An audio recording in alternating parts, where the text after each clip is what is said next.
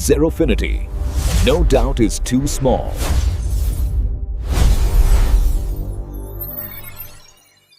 Good evening बच्चों, कैसे हो आप लोग। आज आपके स्क्रीन पे जो सवाल आपको दिख रहा है ये 2016 का एडवांस का सवाल है। मैट्रिक्स एंड डिटरमिनेंट्स चैप्टर से आया है और इस सवाल को देखने से पहले इसके बारे में कुछ डेटा जान लेना हमारे लिए बेहद जरूरी है। इस सवाल का जो डेटा आईआईटी की वेबसाइट पर अवेलेबल है उसके हिसाब से ओनली 24.78% यानी अप्रोक्सीमेटली 25% बच्चों ने इसे सही किया है। यानी हर एक 4 में से एक बच्चा ही इस सवाल को सही करके आया है। रॉन्ग कितने बच्चों ने किया है? अप्रोक्सीमेटली 42% बच्चों ने इसे गलत अटेम्प्ट किया और 32.87% बच्चों ने इसको छोड़ दिया। यानी 42 प्लस 37, अगर 32 और 42 करके देखें तो हमारा 75% बच्चों ने इस सवाल को अटेम्प्ट ही नहीं किया और बाकी जिन लोगों ने किया उन्होंने सही किया। तो ये एक एरिया ऑफ कंसर्न है, रॉन्ग और अनअटेम्प्टेड।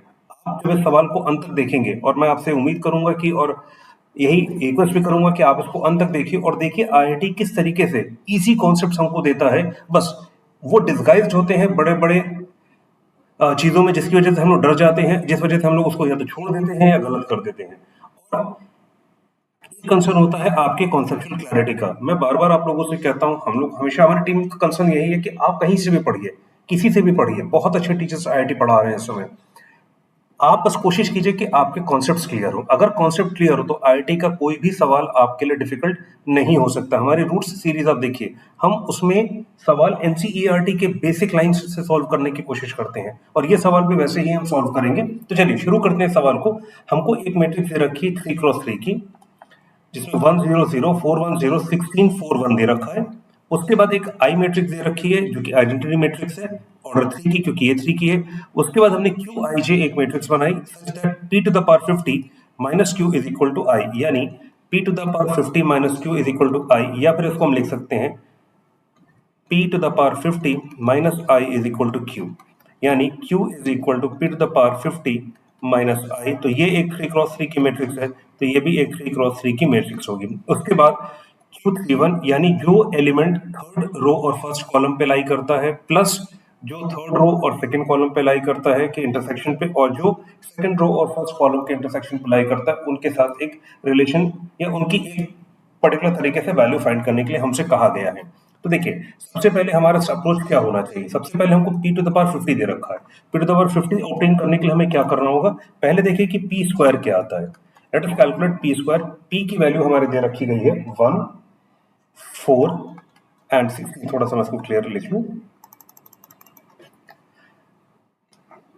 1 4 एंड 16। उसके बाद दे रखा गया 0 1 4 0 1 एंड 4। उसके बाद दे रखा गया 0 0 1। सिमिलरली मैं इसको रिपीट कर दूंगा 1 4 16 0 1 4 0 0 1।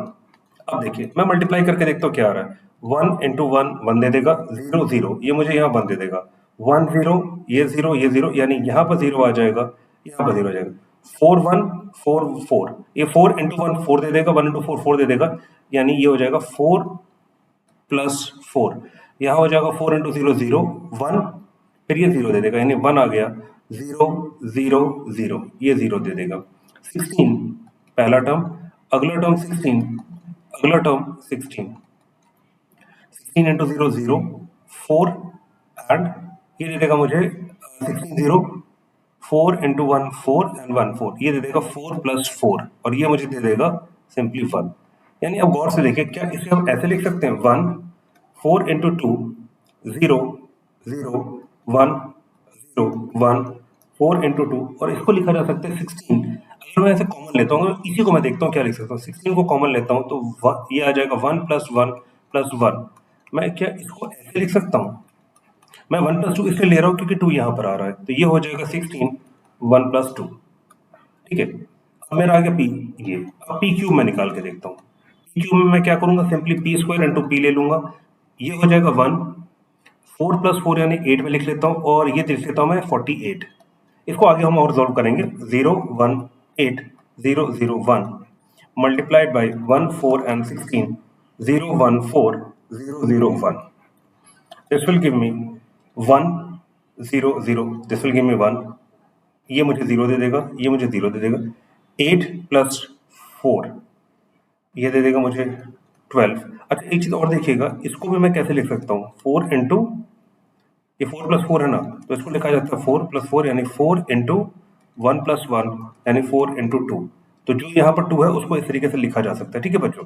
तो ये 4 इंटू 2 हो गया, इसको 2 ही करके लिखा है, ये 8 प्लस 4 हो गया, इसका दिया मुझे 0 दे देगा, ये मुझे 4 दे देगा, ये सॉरी 1 दे देगा, ये 0 दे 1 0 48 पहला टर्म, अगला टर्म 32, अगला टर्म 16, 48 इंटू 0 0, 8 प्लस 4 यानी 12 और ये 1, यानी ये मुझे दे देगा 1 0 0 1 0 0 सॉरी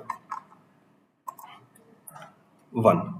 अब देखिए इसको लिखा जा सकता है 4 इंटू 3, ये 12 आएगा, बच्चों याद रखना 12 आएगा, इसको भी 4 इंटू 3 लिखा जाता है। अब देखिए ये क्या दे रखा है, ये दे रखा है मुझे 96। 96 को क्या मैं ये लिख सकता हूँ, can be written as 16 1 plus 2 plus 3, तो 16 1 प्लस 2 प्लस 3, यानी अगर यहाँ पर 3 है तो यहाँ प्लस 3 तक आ जाएगा। तो इसको जनरलाइज करके हम क्या लिख सकते हैं, on generalization p to the power n can be written as 1 4n 0 0 1 0 1 4n और यहाँ आ जाएगा 16 1 प्लस 2 प्लस 3 टिल n। ये आ जाएगा बच्चों, कोई दिक्कत तो नहीं यहाँ पर। और हमें पता है कि इसका सम कितना होता है, तो ये लिखा जा सकता है 1 0 0 1 0 4n 1 4n, और इसको लिखा जा सकता है, इसका क्या होगा मतलब देखिए ये है सम ऑफ फर्स्ट n नेचुरल में 16 इंटू n प्लस 1/2, ये कैंसिल हो गया, ये आपको 4 दे देगा, तो ये दे देगा 4 नहीं 4 8 दे देगा sorry 8n into n plus 1, ये आ गया। देयरफॉर P50 कितना हो जाएगा बच्चों, P50 हो जाएगा 1 200 0 0 1 0 201, ठीक है। अब n की जगह मैं रखता हूँ, अगर 250 रखता हूँ तो ये मुझे देगा 8 इंटू 50 इंटू 51, तो 51 इंटू पहले 8 करके देखते हैं, ये हो जाएगा 8 एंड 408, ठीक है। इसके बाद मैं इसको 5 से मल्टीप्लाई करता हूँ क्योंकि 0 अभी हमने सब्सिट्यूट करके रखा हुआ है, ये मुझे देगा 0 40 20, ठीक है बच्चों। तो ये दे देगा मुझे 20400, बच्चों यही आ रहा है इसका आंसर 20400, ठीक है। तो अब देखिए ये आ गया P50, मैंने Q क्या निकाला था, nothing but p to the power 50 minus i, p to the power 50 की वैल्यू क्या 1 0 0 1 0 1, ये मुझे दे रहा है,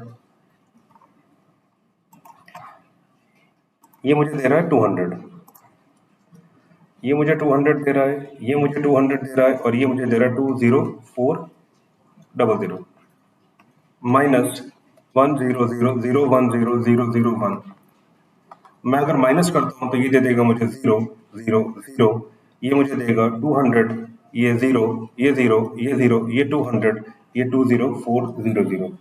ये कौन सा टर्म बच्चों, ये है Q21, ये है Q31 और ये है Q32, यानी second row first column, third row first column और थर्ड रो सेकेंड कॉलम। अब हमें वैल्यू किस चीज की निकालनी है बच्चों, हमें निकालनी है Q31 plus Q32 upon Q21। Q31 कितना है बच्चों, Q31 है 20400, Q32 है अपॉन ये 200, Q21 की वैल्यू 200, ये मुझे दे देगा 600 डिवाइडेड बाई इतना, ये कैंसिल हो जाएगा, ये दे देगा 206/2 यानी 103।